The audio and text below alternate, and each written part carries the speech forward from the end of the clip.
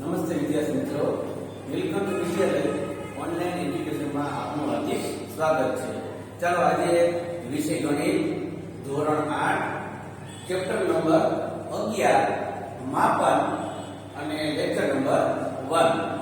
સાતમા ધોરણમાં આપણે ચોરસની પરિમિતિ, ચોરસનું ક્ષેત્રફળ, એ ઉપરાંત લંબચોરસની પરિમિતિ, લંબચોરસનું ક્ષેત્રફળ, બરાબર, ત્રિકોણનું પણ ક્ષેત્રફળ, આ દરેક વિશે અભ્યાસ કરેલો છે.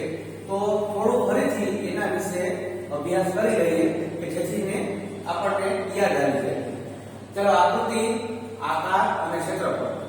આકૃતિ તમે જુઓ તો આકૃતિ તમે જોઈ શકશો કે આકૃતિ લંબચોરસની છે, બરાબર, અને ક્ષેત્રફળ એટલે કે a ગુણ્યા a. બીજી આકૃતિ જુઓ તો ચોરસની છે એટલે કે b ગુણ્યા h. ત્રીજી આકૃતિ ત્રિકોણ, બરાબર, ત્રિકોણ પણ આપણે શીખી ગયા છે સાતમા ધોરણમાં. આપણે આવી ગયું છે ત્રિકોણ, ક્ષેત્રફળ પાઈ r નો વર્ગ. તો ત્યાર પછી આગળ આકૃતિ જુઓ તો આપણે શીખી ગયા છે સાતમામાં કે સમાંતર બાજુ ચતુષ્કોણ, બરાબર. તો સમાંતર બાજુ ચતુષ્કોણ આકૃતિ તમે જોઈ શકો છો, બરાબર, આ પ્રમાણેની હશે. અને ક્ષેત્રફળ એનું 1/2 ગુણ્યા b ગુણ્યા h. અને છેલ્લી આકૃતિ વર્તુળ, વર્તુળ અને ક્ષેત્રફળ a ગુણ્યા b. ચાલો વિદ્યાર્થી મિત્રો, ત્યારબાદ ક્ષેત્રફળ અને પરિમિતિ ની આપણે પહેલા સમજૂતી જોઈ લઈએ, એટલે કે એની વ્યાખ્યા સમજી લઈએ. ચાલો સૌથી પહેલા ક્ષેત્રફળ. આપણે સાતમા ધોરણમાં આવી ગયું છે, ક્ષેત્રફળ વિશે શીખી ગયા છીએ, પરિમિતિ વિશે શીખી ગયા છીએ. ક્ષેત્રફળની વાત કરીએ. આકૃતિ વડે સમતલમાં રોકાયેલી જગ્યાના માપને તે આકૃતિનું ક્ષેત્રફળ કહેવાય. એટલે કે કોઈ પણ આપણને આકૃતિ આપેલી છે, ચોરસ છે, લંબચોરસ છે, વર્તુળ છે, તો એની અંદરનો જે ભાગ છે એ ભાગમાં જે રોકાયેલી જગ્યાના માપને તે આકૃતિનું ક્ષેત્રફળ કહેવાય છે. આપણે ઉદાહરણ જોઈએ કે આપણે ચોરસની આકૃતિ દોરેલી છે. આ આકૃતિ આપણે ચોરસની દોરેલી છે, બરાબર. હવે આની અંદરનો ભાગ એટલે કે અંદરની બાજુનો જેટલો ભાગ છે આપણે તો,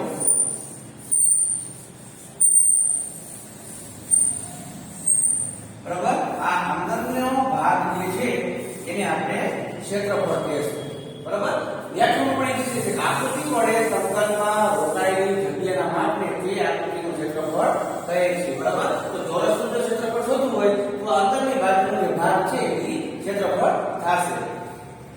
ચાલો પરિમિતિ. પરિમિતિમાં આકૃતિની હદ દર્શાવતી રેખાઓના માપના સરવાળાને આકૃતિની પરિમિતિ કહે છે, બરાબર. પરિમિતિ આપણે શીખી ગયા છીએ, બરાબર. છઠ્ઠા ધોરણમાં પણ આવી ગયું છે, સાતમા પણ શીખી ગયા છીએ કે જે કોઈ પણ આકૃતિ તમને આપેલી છે, ચોરસ છે, લંબચોરસ છે, તો એની જે કિનારી છે, કિનારીની વાત કરે, ફરતી બાજુની વાત કરે ત્યારે પરિમિતિ કહેવાની છે. તો આ ચોરસ છે, ચોરસની પરિમિતિ કીએ તો ચારે બાજુ જે આપેલી છે એટલે કે કિનારી આપેલી છે એ ચારે બાજુનો તમે સરવાળો કરો એટલે આપણને પરિમિતિ મળશે. પછી ચોરસ હોય, લંબચોરસ હોય કે વર્તુળ હોય, બરાબર. હવે એના સૂત્રની વાત કરીએ તો પહેલા એના ચોરસ, ચોરસની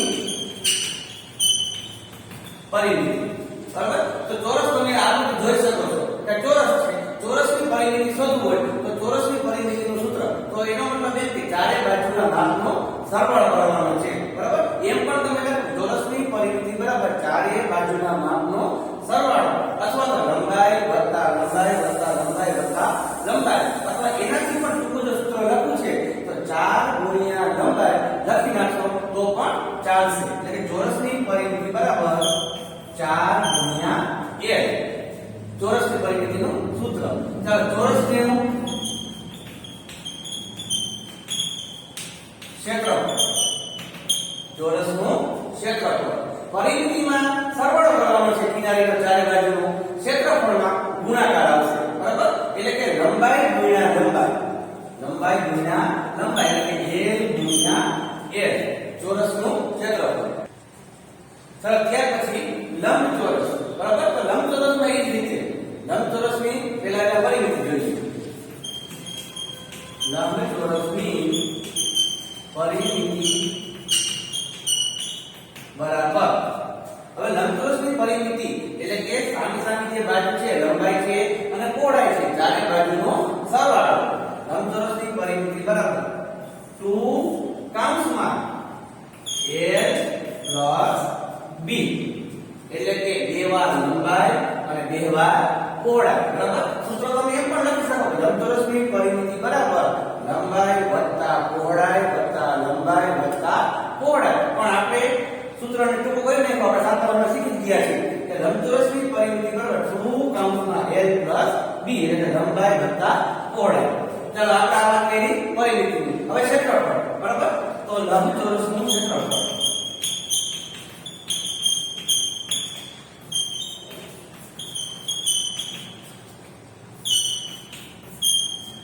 લંબચોરસનું ક્ષેત્રફળ બરાબર a ગુણ્યા b એટલે કે લંબાઈ ગુણ્યા પહોળાઈ. બરાબર. લંબચોરસની પરિમિતિ લંબચોરસનું ક્ષેત્રફળ. ચાલો ત્યાર પછી આગળ ત્યાર પછી ત્રિકોણ. બરાબર. ત્રિકોણની પેલા પરિમિતિ. બરાબર. તો ત્રિકોણની પરિમિતિ ત્રિકોણની પરિમિતિ બરાબર એ જ રીતે ચોરસ અને લંબચોરસની જેમ જ. તો ત્રિકોણમાં તમે જુઓ તો 3 બાજુ હોય છે. તો 3 બાજુનો સરવાળો. ત્રિકોણની પરિમિતિ બરાબર 3 બાજુના માપનો સરવાળો. બરાબર. ત્રિકોણની પરિમિતિ ત્રિકોણનું ક્ષેત્રફળ ત્રિકોણનું ક્ષેત્રફળ બરાબર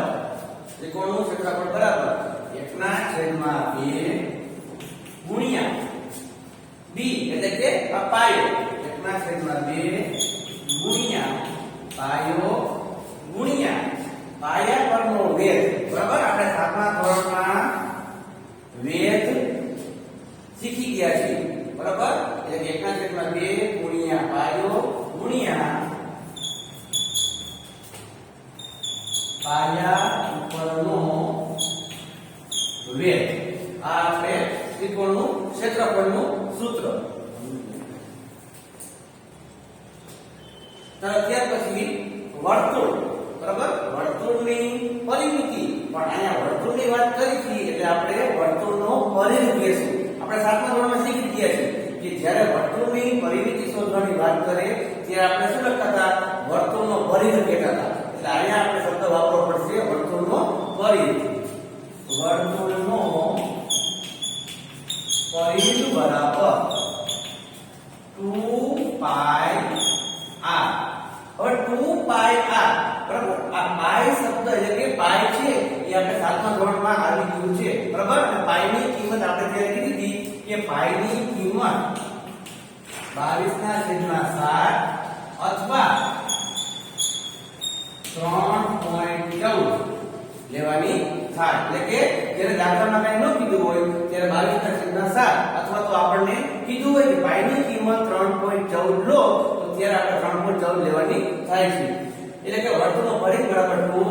પાઈ આપણે શીખ્યા. અને r એટલે શું એ પણ શીખી ગયા છે આપણે. r એટલે કે ત્રિજ્યા. એટલે કે વર્તુળની જે ત્રિજ્યા છે એ આપણે r નો ઉલ્લેખ કરશું. 2πr. તો અત્યારે પછી વર્તુળનું ક્ષેત્રફળ. તો વર્તુળનું ક્ષેત્રફળ બરાબર પાઈ r નો વર્ગ. વર્તુળનું ક્ષેત્રફળ બરાબર પાઈ r નો સ્ક્વેર એટલે કે પાઈ અને r નો સ્ક્વેર એટલે r કેટલી વખત લેવાની? r છે 2 વખત લેવાની. તો ત્યાર પછી સમાંતર બાજુ ચતુષ્કોણ. બરાબર. સમાંતર બાજુ ચતુષ્કોણ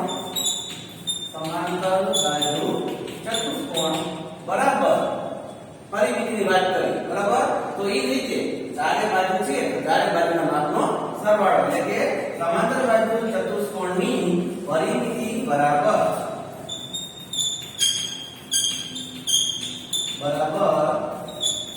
ચારે બાજુના માપનો સરવાળો.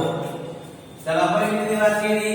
હવે સમાંતર બાજુ ચતુષ્કોણનું ક્ષેત્રફળ સમાંતર બાજુ ચતુષ્કોણ નું ક્ષેત્રફળ બરાબર, ચાલો પાયો બરાબર, પાયો ગુણ્યા પાયા પરનો વેધ,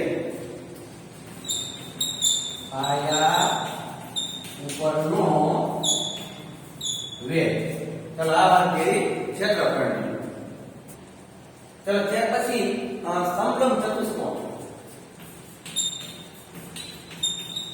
સમલંબ ચતુષ્કોણ બરાબર, સમલંબ ચતુષ્કોણનું ક્ષેત્રફળ બરાબર, સમલંબ ચતુષ્કોણનું ક્ષેત્રફળ બરાબર 1/2 ગુણ્યા સમાંતર બાજુનો સરવાળો ગુણ્યા સમાંતર બાજુ વચ્ચેનો લંબ અંતર. ચલો સમલંબ ચતુષ્કોણનું ક્ષેત્રફળ, સમલંબ ચતુષ્કોણનું ક્ષેત્રફળ બરાબર 1/2 ગુણ્યા સમાંતર બાજુનો સરવાળો અને ગુણ્યા સમાંતર બાજુ વચ્ચેનું લંબ અંતર. ત્યાર પછી છેલ્લું સમબાજુ ચતુષ્કોણનું ક્ષેત્રફળ બરાબર, સમબાજુ ઉપરથી આપણને ખ્યાલ આવે કે બાજુ બધી કેવી છે, સરખી છે, એટલે કે સમબાજુ ચતુષ્કોણનું ક્ષેત્રફળ. ચાલો સમબાજુ ચતુષ્કોણનું ક્ષેત્રફળ બરાબર 1/2 ગુણ્યા 2 વિકર્ણનો ગુણાકાર. ચાલો વિદ્યાર્થી મિત્રો, હવે આજે હોમવર્કમાં આજે લખાવેલ વ્યાખ્યા, આપણે બે વ્યાખ્યા લખી છે, ક્ષેત્રફળની અને પરિમિતિની. આ બે વ્યાખ્યા એ ઉપરાંત જે સૂત્રો તમને લખાવ્યા છે આજે બરાબર, એ તમામ સૂત્રો અને બે વ્યાખ્યા બે વાર લખી અને પાકા કરવાના છે. જય હિન્દ,